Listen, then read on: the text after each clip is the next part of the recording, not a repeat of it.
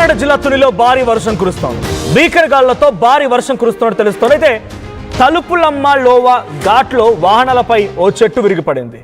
ప్రయాణిస్తున్నటువంటి car పైన ఓ చెట్టు పడడంతో ప్రయాణికులకి తీవ్రంగా గాయాలయ్యాయి. అయితే సహాయక చర్యలు కొనసాగుతున్నాయి. అనకాపల్లిలో కూడా ఈదురుగాళ్ల బీభత్సం కొనసాగుతోంది. పాయకరావుపేటలో చెట్టు కూలి 2 మరణించారు. ఇక నక్కపల్లిలో చెట్టు కూలి మరొకరు మరణించారు. సో ప్రస్తుతం అటు కాకినాడ అంటే విశాఖ మరియు కాకినాడ 2 జిల్లాల్లో కూడా భారీ వర్షం కురుస్తోంది. ఎక్కడికక్కడ చెట్లు విరిగి పడిపోవడాలు, పలువురు గాయాలవడాలు, ఒక భయానక వాతావరణం ఉంది. గాలి దుమారం, మరోవైపు వర్షం, 2 ఒక్కసారిగా భయాందోళనకు గురి చేస్తున్నాయి. విజువల్స్ మనం చూడొచ్చు. చెట్టు కూలి పడిపోయిన దృశ్యాలు కనబడుతున్నాయి. మొత్తంగా నక్కపల్లిలో 1 మరణించారు అండ్ పాయకరావుపేటలో 2 మరణించారు. మరోవైపు అనకాపల్లిలో కూడా ఈ గాలి విభత్సం కొనసాగుతోంది. అటు కాకినాడ దగ్గర కూడా కారుపై ఓ చెట్టు పడడంతో ప్రయాణికులకి చాలా తీవ్రంగా గాయాలయ్యాయి. తలుపులమ్మలో ఓ ఘాట్లో ఈ చెట్టు కూలిపోయింది. తునిలో ఈ భారీ వర్షాలు కూడా నమోదవుతున్నాయి. సో ఫస్ట్లీ మా ప్రతినిధి కాకినాడ నుంచి ప్రకాష్ సిద్ధంగా ఉన్నారు. ప్రకాష్, సిచ్యువేషన్ ఎలా ఉంది? గాలివాన బీభత్సం ఒకవైపు, మరోవైపు భారీ వర్షాలు, చెట్లు విరిగి పడిపోతున్నాయి, అనేక మంది ఇబ్బందులు పడుతున్నారు. సో ఎటువంటి సిచ్యువేషన్ ఉంది? ఉన్నపలంగా ఒక్కసారిగా నమోదైనటువంటి ఈ వాతావరణ మార్పు వల్ల ఎటువంటి సిచ్యువేషన్ అధికారులు ఏం చెప్తున్నారు? మనోజ్, గత కొన్ని రోజుల నుంచి కూడా అధిక ఉష్ణోగ్రతలు నమోదవుతున్నాయి. భీకరమైన ఎండలను వస్తున్న నేపథ్యంలో 48 డిగ్రీల వరకు కూడా ఉష్ణోగ్రతలు వచ్చాయంటే మనం అందరూ కూడా జనం ఎండలతో ఉక్కిరి బిక్కిరి అవుతున్న పరిస్థితి ఉన్న నేపథ్యంలో ఒక్కసారిగా వాతావరణం అయితే మారింది. ఉమ్మడి తూర్పుగోదావరి జిల్లా వ్యాప్తంగా కూడా ఒకసారిగా మార్పు చెందినప్పటికీ కేవలం తుని నుంచి మొదలుకుని ఇటువైపు తలుపులమ్మ లావ వరకు కూడా పెను విధ్వంసాన్ని సృష్టించని చెప్పాలి. ఒక్కసారిగా వాతావరణం మారి వీధురుగాలులు, భారీ వీధురుగాలులు, ఉరుపులు మెరుపులతో కూడినటువంటి వర్షం అయితే తుని నుంచి మొదలుకొని అలాగే కత్తిపూడి వరకు కూడా ఈ ప్రభావం కాకినాడ జిల్లాలో క్లియర్ కనపడుతుంది. అలాగే ఆ తుని తలుపులమ్మ లావ వద్ద అయితే భీకరమైనటువంటి గాలులకి ఆ చెట్లు విరిగిపడి మీద పడిపోవడంతో వెంటనే హుటాహుటిన అక్కడ ఉన్నటువంటి స్థానికులు ఆ చెట్లను తొలగించి పోలీసులు స్థానిక సహాయంతో ఆ కారుపై నుంచి అయితే తొలగించిన నేపథ్యం అందులో ఉన్న వాళ్ళు బయటకు అయితే తీశారు. వాళ్ళకైతే స్వల్ప గాయాలతో బయటపడినటువంటి పరిస్థితి. అంతేకాకుండా ఇప్పుడే తాజాగా చూసినటువంటి మరొక ఘటన, తునిలో హోర్డింగ్స్ పడిపోయి బళ్ళు పైన అలాగే అక్కడ ఉన్నటువంటి స్థానికులపై కూడా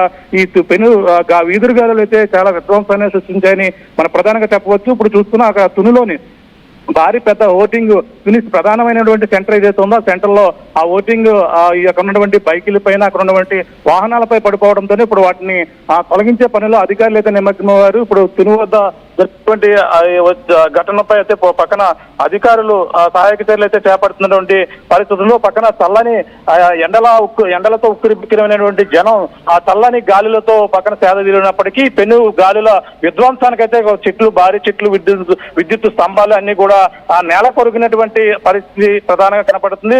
ఈ నేపథ్యంలోనూ అధికారులు అయితే సహాయక చర్యలు అయితే ప్రస్తుతం ఇప్పుడంతా కూడా యుద్ధ ప్రాతిపదికన అయితే చేపడుతున్నటువంటి పరిస్థితి ప్రధానంగా కనపడుతుంది. తునిలో ఈ హోర్డింగ్స్ అయితే తొలగించడం పెద్ద కష్టతరంగా మారింది. పక్కన ఆ వైర్లు, విద్యుత్ వైర్లపై పడిపోవడంతో ప్రస్తుతం విద్యుత్ అంతరాయం కూడా ఇప్పుడు తుని కావచ్చు పరిసర ప్రాంతాలలో అయితే ప్రస్తుతం ఈ యొక్క విద్యుత్ లేక మొత్తం అందరూ కూడా ప్రజలు ఇబ్బంది పడుతున్నటువంటి పరిస్థితి ప్రధానంగా కనపడుతుందని చెప్పాలి. మనోజ్, రైట్, ఇప్పుడు జరిగినటువంటి గాలివాన బీభత్సానికి సిచ్యువేషన్ ఏంటి? ఎటువంటి క్యాజువాలిటీస్ ఉన్నాయి? అంటే ఏదైనా కూలడం లాంటిది కానీ, చెట్లకు సంబంధించిన విషయం కానీ, అధికారులు కరెంట్ పోల్స్ విషయంలో కానీ ఏమైనా రియాక్ట్ అవుతున్నారా? ఎటువంటి సిచ్యువేషన్ ఉంది? సహాయక చర్యలు అయితే చేపడతారు ఎలక్ట్రికల్ అధికారులతో పాటు. అలాగే అక్కడ ఉన్నటువంటి పోలీసులు కూడా సహాయక చర్యలు చేపడతారు. అలాగే ఇది భారీ క్రైన్ సహాయంతో పక్కన చెట్లు తొలగిస్తున్నారు. అలాగే మిషన్ల సహాయంతో చెట్లు కోతలు కోసి ఈ యొక్క వాటిని అయితే యుద్ధ ప్రాతిపదికన అయితే సహాయక చర్యలు అయితే చేపడుతున్నటువంటి పరిస్థితి అయితే ప్రస్తుతం కనపడుతుంది. ఏదేమైనా ఈ గాలుల తీవ్రత అయితే ఒక్కసారిగా అంటే వాతావరణం అంటే మనం 48 డిగ్రీల వరకు కూడా ఉష్ణోగ్రతలు నమోదయ్యాయి అంటే ఎండలతో జనం చాలా ఇబ్బందికర పడుతున్నారు. అలాగే ఆ వాతావరణంలో ఈ యొక్క చల్లని వాతావరణం కావాలని అందరూ కూడా కోరుకుంటున్నారు. ఈ నేపథ్యంలో గాలి చల్లని వాతావరణం కొన్ని ప్రాంతాల్లో ఉన్నప్పటికీ కానీ పెను విధ్వంసాన్ని అయితే భయాందోళన గురవుతున్నటువంటి పరిస్థితి ప్రస్తుతం కనపడుతుందని చెప్పాలి. మనోజ్, సహాయక చర్యలు అయితే కనపడుతున్నాయి. అలాగే ఆ పోలీసులు కావచ్చు, ఆ రెవెన్యూ అధికారులు, ఈ రెస్క్యూ టీం అయితే ప్రస్తుతం తుని వద్ద పడిపోయినటువంటి హోర్డింగ్స్ అయితే తొలగించే పనిలో నిమగ్నం అవ్వారు. Manoj, right, thank you Prakash. Please be on hold, I get back to again.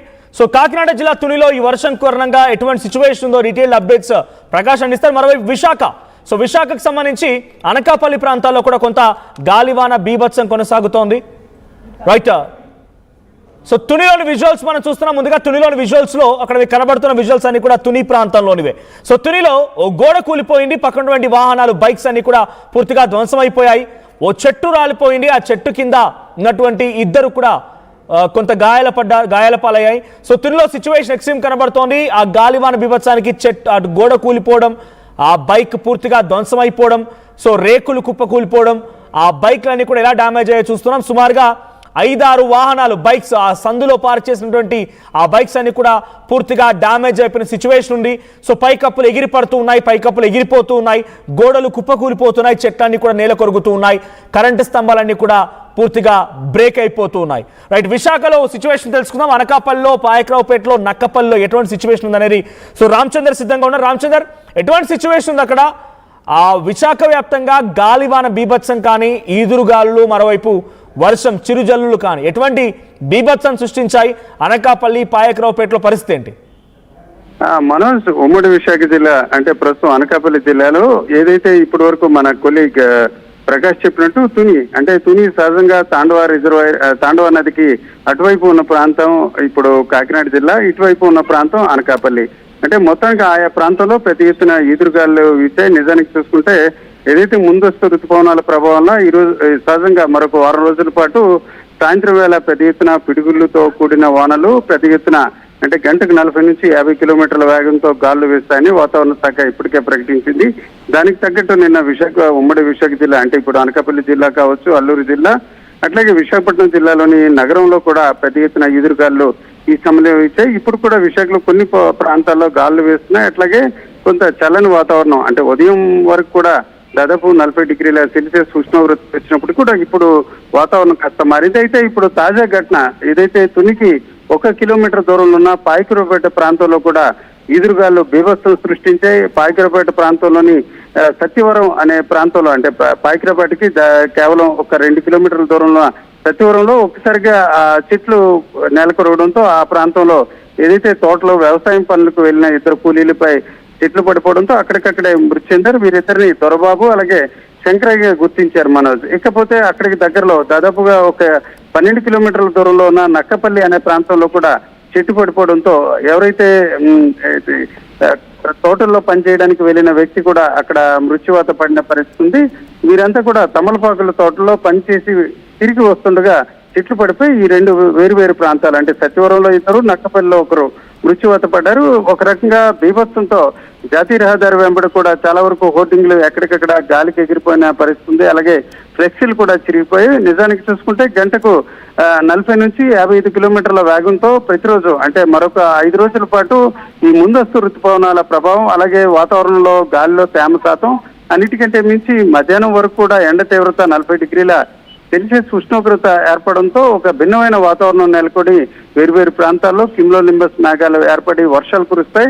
అట్లాగే పిడుగులుతో గాలివానలు వస్తాయని వాతావరణ శాఖ చెప్పినట్టే ఈరోజు ఉమ్మడి విశాఖ జిల్లా అంటే ప్రత్యేకంగా అనకాపల్లి జిల్లాలో పాయకరావుపేట, నక్కపల్లి పరిసర ప్రాంతాలు అలాగే కోటవరట్ల ప్రాంతంలో కూడా పెద్ద ఎత్తున ఇప్పుడు కూడా గాలులు వీస్తున్న పరిస్థితి, కొన్ని చోట్ల విద్యుత్తును కూడా నిలిపివేసిన పరిస్థితి. అంటే సహజంగా చూసుకుంటే విద్యుత్ తీగలు తెగిపడి చనిపోయే పరిస్థితులు ఉంటాయి కాబట్టి ముందస్తు జాగ్రత్త కూడా తీసుకున్న పరిస్థితి. నిన్న కూడా ఇదే రకంగా విద్యుత్ తీగలు పడిపోవడంతో పరవాడ గాజువాక ప్రాంతంలో ఇద్దరు వ్యక్తులు కూడా మృత్యువాత పడ్డారు. ఇట్లాంటి సంఘటనలు జరగకుండా ముందస్తు జాగ్రత్తలు తీసుకున్న పరిస్థితి.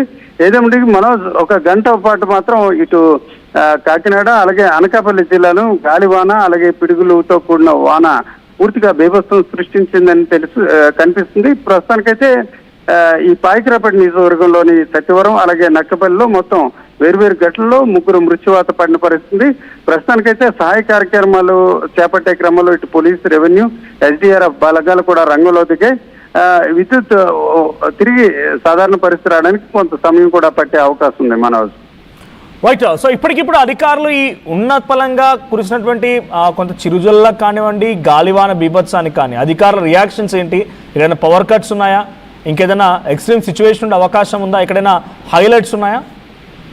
మనోజ్, హైలైట్స్ అంటే ఎప్పుడు కూడా అంటే ఈ సీజన్ లోనే ఇదే పెద్ద ఎదురుగాలి అని చెప్పుకోవచ్చు.